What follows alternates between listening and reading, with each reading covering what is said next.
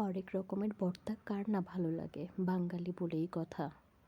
আসসালামু আলাইকুম।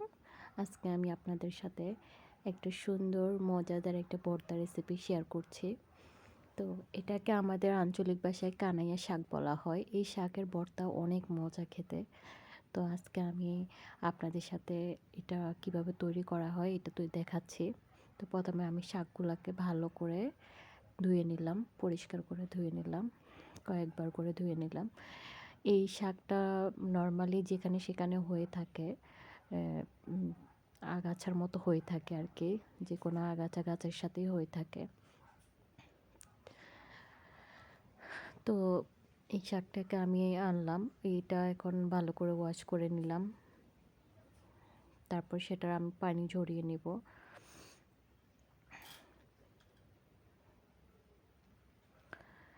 তো আমি এখন একটা পাইপ্যানের মধ্যে এটাকে টেলে নিব। শাকটার মধ্যে পানি রয়ে গেছে, তো ওইটা এখন টেলে নিলে পানিটা টেনে ফেলবে।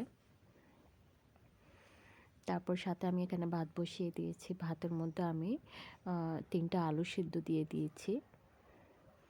এই ভর্তাটা বানানোর জন্য আলু, পেঁয়াজ, রসুন আর কাঁচামরিচ আর পছন্দ মতো যে কোনো শুটকি হলে অনেক বেশি মজার হয়। তো আমি সাথে এখানে রসুন, তারপরে কাঁচামরিচ আর শুটকিগুলোও একটু টেলে নিচ্ছি।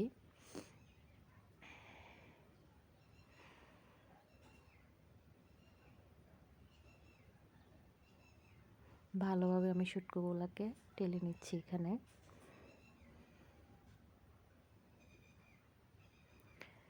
তারপরে এখানে আমি ভাত থেকে আলুগুলো তুলে নিব। তুলে আমি এগুলা ফ্রাই প্যানের মধ্যে দিয়ে দিচ্ছি।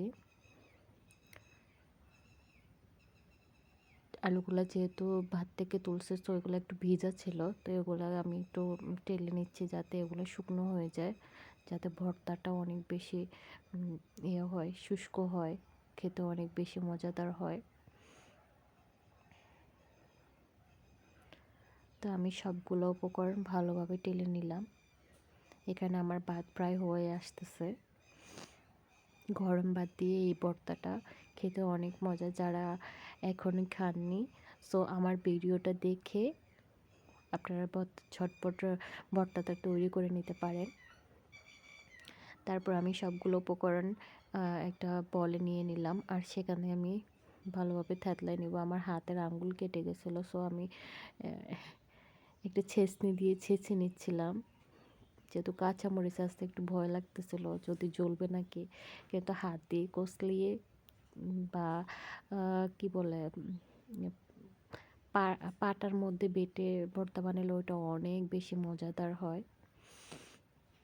তো যাই হোক, আমি এভাবে একটু থেতলাই নিলাম, পরে আমি হাত দিয়ে মেখে নিব।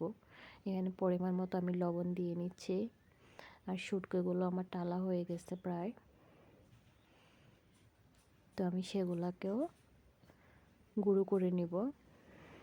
যেহেতু শুটকিগুলো মচমচে হয়ে গেছে, তো এগুলো আমি একটু গুঁড়ো করে নেব।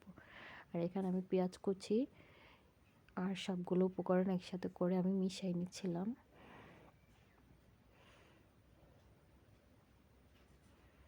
তারপরে আমার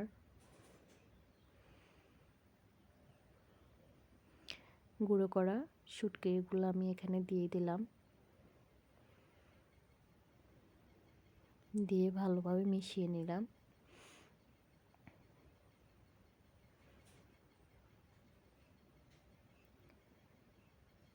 যারা কখনোই ভর্তাটা খাননি, একটু খেয়ে দেখবেন। এখানে আমি সরিষার তেল ইউজ করছি, এটাই স্কিপ করে গেছে।